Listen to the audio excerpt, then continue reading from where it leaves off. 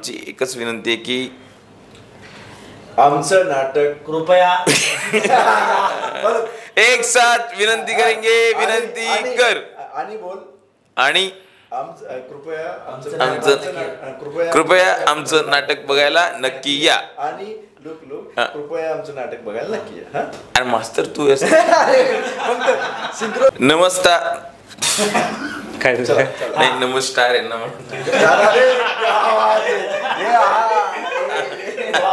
Fight करत राहायचं.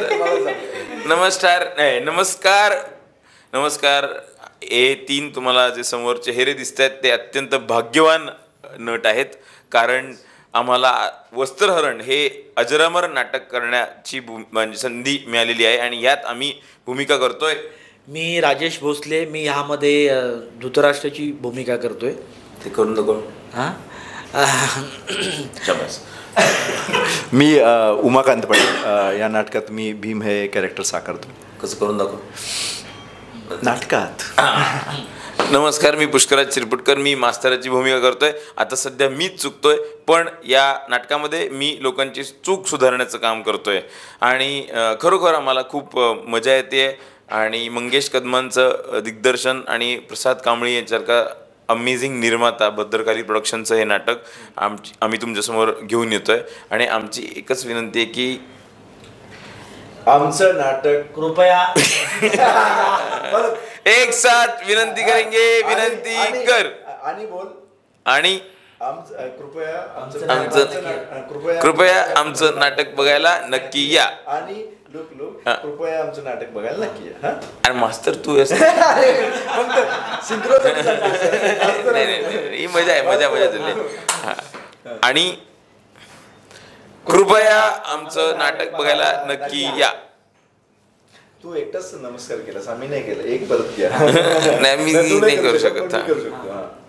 आणि कृपया आमचं नाटक बघायला नक्की या.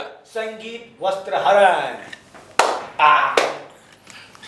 वा वा वा, म्हणजे जशा तुमच्या रिहर्सल चालू होत्या तसंच आपण आता इंटरव्ह्यू चालू झालेला आहे. सो पुष्कराज तू ऑलरेडी म्हणजे आता आपली ही रंगीत तालीमच होती. सो पुष्कराज तू ऑलरेडी नाटक करतोयस आणि हे परत नवीन नाटक तू आता चालू करतोयस. सो कसं मॅनेज करतोयस ते सुद्धा, आणि आता तर मास्तराची भूमिका तुझी दिसलीच आहे, तू दोघांनाही सांगतोच आहे. सो याची रिहर्सल कशी चालू आहे? नाही, गंमत म्हणजे भद्रकाली प्रोडक्शनचंच नाटक मी माझ्या बायकोचा नवरा करतोय आणि आता कसं मॅनेज मी करणार आहे हे सगळं त्यांनीच ठरवायचं आहे. मला ही संधी मिळाली, भाग्यवान मी स्वतःला समजतो. आणि त्यांनी मला विचारलं की या नाटकात काम करणार का, वस्त्रहरण नाटकामध्ये, आणि मी लगेच होकार कळवला. मी सध्या म्हणजे खूप वर्षांपूर्वी मी फक्त नाटक करायचो आणि त्याच्यानंतर या क्षेत्रापासून बराच लांब होतो, म्हणजे बराच काळ 15 वर्ष वगैरे, आणि चटक लागली होती टेलिव्हिजनची, फिल्म्सची.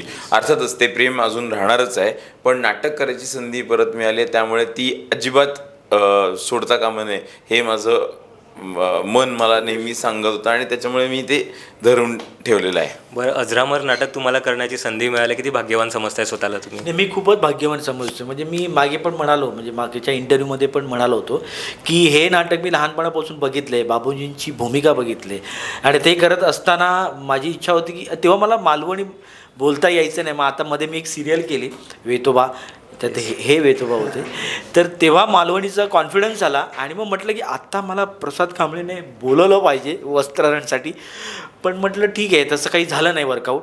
आणि मग नंतर जाहिरात बघितली आणि त्याच्यानंतर मला वाटलं अरे ह्या नाटक सुरू झालं, आपल्याला एक तरी त्यातला रोल मिळाला पाहिजे होता. आणि अचानक मला 3 दिवसापूर्वी फोन आला की असं नाटक आपलं येणार आहे आता, तर त्यामधलं एक पात्र तुला करायचं आहे. तर हे ऐकून मला एवढं खुश झालं की मला खूप बरं वाटलं की असं भद्रकाली हे मराठी इंडस्ट्रीचं एक काय म्हणतात ना फेमस प्रोडक्शन आहे आणि त्या भद्रकाली प्रोडक्शनमध्ये मला काम करायला मिळतं आहे. मी खरंच भाग्यवान समजतो. बरं, काय सांगणार, कारण मालिकेनंतर लगेच आता नाटक? नाही, खरंच मी खूप भाग्यवान समजतो स्वतःला, कारण हे राजेश जसं म्हणाला की लॉ ऑफ अट्रॅक्शन आहे, केल्यानंतर आम्हाला हे नाटक मिळालं. दिगंबर नाईक दादाचा मला फोन आलेला बहुतेक एक 20-25 दिवसाआधीच, पण ते काही कारणास्तव जमलं नाही नाटक रिहर्सलला येणं. त्यामुळे कॅरेक्टर चेंज म्हणजे दुसऱ्या हां दुसऱ्या ॲक्टरला तिथे बोलवण्यात आलं. पण 11th आवरला म्हणजे 3 दिवसापूर्वीचा मला कॉल आला की मला आणि राजेशला सेम दिवशीच कॉल आला की हां दिगंबर दादाचा आणि मुकेश जाधवचा फोन आला की अरे कुठे आहेस तू, काय करतोस? मी म्हटलं सध्या काय नाही, गावी आहे. तर वस्त्रहरण करशील? बोलणं झालं आहे म्हटलं. मी रेडीच आहे बोललो, मी कधीही करायला रेडी. मग लगेच निघ एक छोटंसं कॅरेक्टर आहे. म्हटलं ठीक आहे, असं कॅरेक्टर आहे. हो म्हटलं ठीक आहे करेन. पण इथं आल्यानंतर कळालं की तू भीमचं कॅरेक्टर करतोस. म्हटलं अरे भीमचे तर बरेच एंट्री आहेत. म्हटलं मला जमेल, तू कॉन्फिडेंटली आहेस, स्वतःवर विश्वास आहे ना तुझा? मी म्हटलं हो. मग करूयात म्हटलं, काय करूयात म्हटलं ठीक आहे. आणि आज बहुतेक 3रा दिवस आहे माझा रिहर्सलचा आणि आम्ही ग्रँड रिहर्सल केली आज. आणि जरा बरं वाटलं, मी करू शकतो आहे 2-3 दिवसात नाटक करू शकतो असा थोडासा विश्वास आलेला आहे. आणि धमाल ॲक्टर आहेत सगळे सोबत, सो मजा येते. छोटे छोटे बारकावे सांगतात आणि मंगेश सर तर काय सांगू, अगदी म्हणजे विचार पण करू शकत नाही असे जागा सांगतात. आणि त्यापर्यंत आम्ही पोचू पण शकत नाही असं मला वाटतं, कारण त्या जागा तेच काढू शकतात आणि तेच करू शकतात. ते दाखवताना वाटतं यार अरे भारी आहे रे हे, पण ते करताना जमत नाही. एवढ्या टॉप लेवलला ते एवढ्या पीक पॉईंटचं ते सांगतात, बारकावे सांगतात. सो आम्ही थोडासा प्रयत्न केला आहे तिथेपर्यंत पोचण्याचा. आता बघू प्रेक्षकांना कितपत आवडतं आहे. सो मास्तर, नक्कीच प्रेक्षकांना हे आवडणारच आहे. पण तुम्ही पर्सनली हे नाटक किती बघितलं होतं, त्याबद्दल काय सांगाल?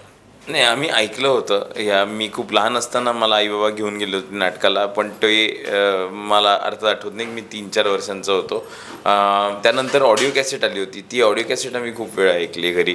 त्यामुळे नाटकाबद्दल म्हणजे फॅमिलिअरिटी होती. त्याच्यानंतर जेव्हा त्याचे काही प्रवेश करून दाखवले अल्फा मराठीच्या अवॉर्ड्समध्ये म्हणा किंवा अशा या कुठल्या प्लॅटफॉर्म्सवर, तेव्हा नक्की ते बघितलं होतं. आणि आता करतोच आहे. बरं, तू आता सांगितलंस की 2-3 वर्षाचं असताना तुला घेऊन गेले होते ते, म्हणजे तेव्हाचं काही असं पुसटचं आठवतंय का, त्यावेळीच्या काही आठवणी वगैरे तुला? आठवणी म्हणजे बहुतेक बाहेर येऊन मार खाल्ला असेल मी, कारण सगळे लोक असताना मी एकटंच का रडतोय असं, आणि आम्हाला काय डिस्टर्ब करतोय असं म्हणून आईबाबांनी ढुंगणावर फटके दिले असतील. तेवढीच काहीतरी, जर वळ असतील तर ते असतील. बरं, तुम्ही मालवणी नाटक करताय आणि मालवणी शब्द तुम्हाला किती माहिती आहेत हे आपण आज एक छोटंसं गेम खेळणार आहोत. अरे बापरे. सो काही शब्द आहेत, त्याला मालवणीमध्ये काय त्याचा शब्द आहे नाहीये, त्यामुळे रत्नागिरीची असल्यामुळे नाही, पण नाटक मालवणी आहे ना. प्रयत्न करू, पण एवढे क्विज नका टाकू की मालवणी लोकांना करूया ना आपण प्रयत्न. ओके, अच्छा. सो पहिला शब्द आहे कुठे. खय. ओके, मालवणी बऱ्यापैकी माहिती आहे. ओके, इथे. हय. हय. Hi sir. Hi sir. आम्हाला. आमका. ओके, मुलगी. झेलू आहे काय, चेडू. थोडंसं. वाईस. आत. भूतर. बाहेर. बाहेर. ओके, थट्टा. नाही, काय गाळयोग नाही, ते गाळी वेगळं आहे ना ते. बगल. हां, बगल. ओके, नवरा. नाही, घो. बायको.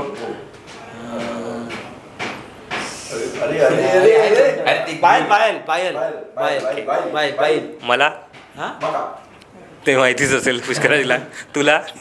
तुका. ओके, सो अशा प्रकारे थँक्यू सो मच आमच्याशी गप्पा मारल्याबद्दल. जाता प्रेक्षकांना आवाहन करा आणि नाटक बघण्याचं. तुका म्हणे त्यातलं त्यात मालवणी मला येत आहे. आता एक साथ विनंती करेंगे, विनंती कर कृपया प्रेक्षकांनो. सॉरी, एक साथ विनंती करेंगे, विनंती कर प्रेक्षकांनो, कृपया आमचं नाटक बघायला नक्की या. संगीत वस्त्रहरण. संगीत वस्त्रहरण. संगीत वस्त्रहरण.